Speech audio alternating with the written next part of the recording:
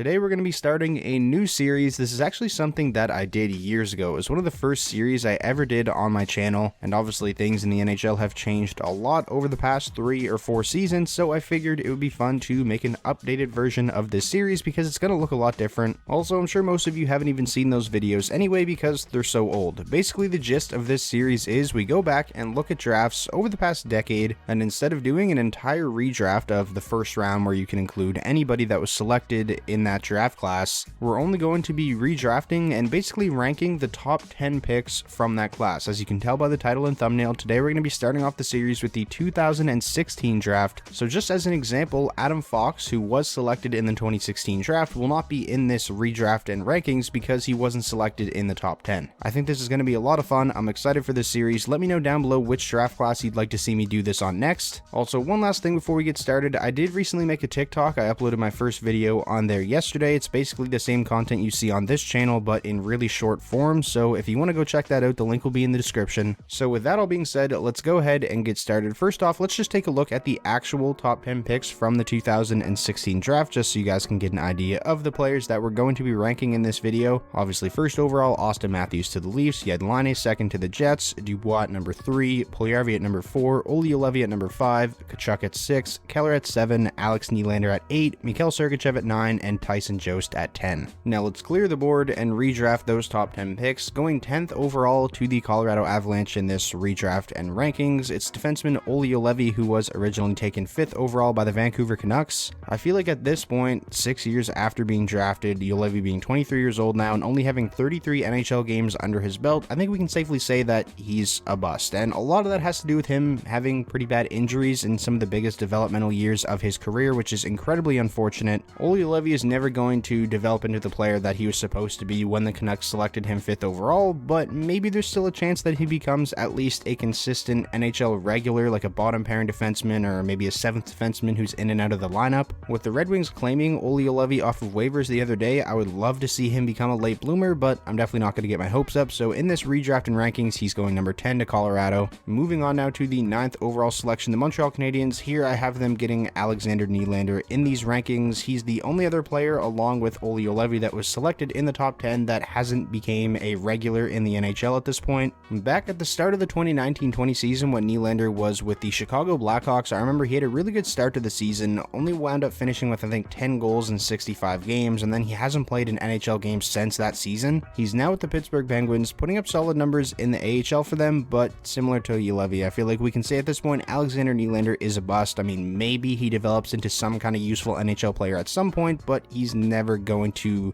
become the player that he was expected to be when Buffalo selected him 8th overall in this draft. Moving along now, all the players from here on out are regulars in the NHL at this point. Number 8 going to the Buffalo Sabres in this redraft, I have Tyson Jost, originally taken 10th overall in this draft by the Colorado Avalanche, and has turned himself into a very useful player for the Avs. He's really found a niche, and that is being a real solid shutdown defensive bottom 6 centerman. Has one of the best takeaway to giveaway ratios on the Avalanche this season. He can chip in a little bit of offense here and there. He may score 10 goals this year. Now, ideally, is that the kind of player you want when you're selecting somebody 10th overall in a draft class? Probably not, but at the very least, he is an NHL regular and a solid contributor for one of the best teams in the NHL. So at number 8, I have Tyson Jost going to the Buffalo Sabres. Now getting to number 7, this is honestly where things got kind of tough for me. At number 7, going to the Arizona Coyotes here, I got Jesse Puljujarvi, who was originally taken 4th overall by the Oilers. Now I do want to clarify this. These rankings, obviously a little bit has to do with how good they are right now, but most of it is based off of how they've been for their entire careers. And obviously Jesse Puljujarvi missing an entire season and a half playing over in Finland has a lot to do with where he's at in these rankings. And obviously, you know, the early part of his career with the Oilers before he went back to Finland, he wasn't great. But this season and last, ever since coming back, Jesse Puljujarvi has been a very good two-way top 6 forward for the Edmonton Oilers. He scored across an 82-game season at about a 20-goal pace last year. He takes on a lot of defensive responsibilities when he's playing in the top 6 alongside the likes of Connor McDavid and Leon Draisaitl. He's just a very solid, complete player, and one that I feel like is a little bit underrated because his counting stats haven't jumped off the sheet at you over the past 2 seasons, but he's a real big part of the Oilers team. Next up, going 6th overall to the Calgary Flames in my rankings, I'm going with Clayton Keller, who was originally taken 7th overall by the Coyotes, so he moves up 1 spot here. The Coyotes have drafted pretty poorly in recent memory, but Clayton Keller is not an example of that. He was a great great pick, 7th overall. He has 244 career points in 348 games. He's 5th overall in the entire class in terms of points, and he's carried a lot of the offensive load on his shoulders for the Arizona Coyotes basically ever since coming into the league.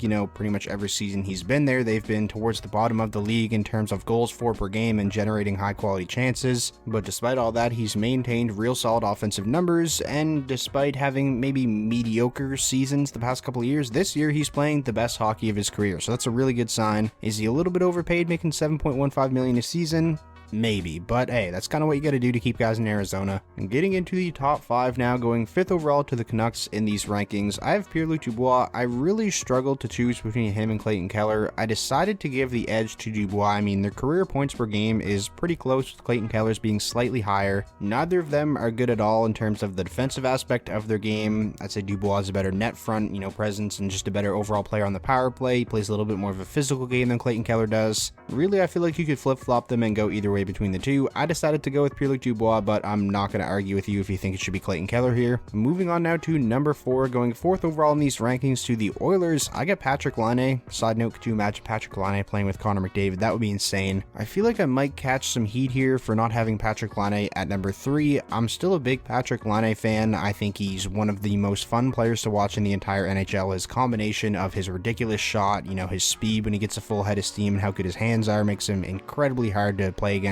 You back off and give him space, he's most likely going to rip it home. If you step up and try to cut him off and take off the shooting angles, he can undress you, and we've seen him do that, in multiple times throughout his recent, tear of fantastic play. Patrick Laine is one of the best pure goal scorers and pure offensive talents in the National Hockey League. He's one of only 3 players in the 2016 draft to have a 40-goal season. It's him, Matthews, and Alex DeBrincat. That being said, though, Laine is still kind of a one-dimensional player in terms of he's pretty much all offense. He doesn't really have a defensive side to his game, and to me, honestly, that's okay, especially when you're as lethal as Patrick Laine is offensively. There's tons of players in the NHL who are basically all offense as well that have had very successful careers. But when I'm putting Patrick Laine up in terms of rankings against other guys that I feel like are in a similar tier as him, but also, play a really good deal on the defensive side of the puck, I feel like I have to give them the edge. So that was kind of my thought process here. And getting into the top 3 now, going 3rd overall to the Columbus Blue Jackets in these top 10 rankings, I'm going with defenseman Mikhail Sergachev of the Tampa Bay Lightning, somebody who I feel like gets overlooked and is a little bit underrated. I mean, ever since he came into the league, he's been a very good two-way defenseman. Obviously, he's started to play top 4 minutes in the most recent seasons after playing sheltered minutes early on in his career, which makes sense. But the fact that he's put up 30+ points in every single season of his career as a defenseman, playing behind Victor Hedman and now playing behind Ryan McDonagh, that's incredibly impressive. He's a 2-time Stanley Cup champion. He played big roles in both of those Stanley Cups for the Lightning. He played over 21 minutes a night in both of those playoff runs, and most of the players that we've talked about so far in this video haven't really had any big playoff moments or deep playoff runs yet, which Mikhail Sergachev has. And yeah, obviously he's on the Lightning, that has a little bit to do with that, but like I said, he played big roles in them winning those back-to-back cups. I think Mikhail Sergachev is great, so I have him going number 3 here in these rankings, so he's moving up, I believe, 6 spots from the original draft. Now we're getting into the top 2. I feel like everyone knows where this is going to go from here. 2nd overall to the Winnipeg Jets, I have Matthew Tkachuk, who, in my opinion, is just like the definition of a complete player. A guy who I feel like isn't getting a ton of credit for just how good he has been this season in particular. 65 points in 55 games, well on his way to having the second 30-goal season of his career. He's an unbelievable offensive talent, plays a very responsible 200-foot game as well. You can really use him on either special teams, penalty kill, power play, and obviously he brings a physical aspect and an agitator aspect to the game that is kind of hard to come by and really tough to play against. Like I said, to me, he really is just the definition of a complete player, and his offensive game has really taken another step and has been on a different level this year. So now that leaves us with the first overall selection, and obviously it's going to be Auston Matthews, so staying in the same spot as he was taken in the original 2016 draft. He's the best player from this draft class, and it's really not an argument. Obviously, if we were doing this outside of the top 10 picks, maybe you could throw in Adam Fox in contention for the first overall pick, but I mean, it's Matthews all the way in my eyes. He's already got 40 goals this season.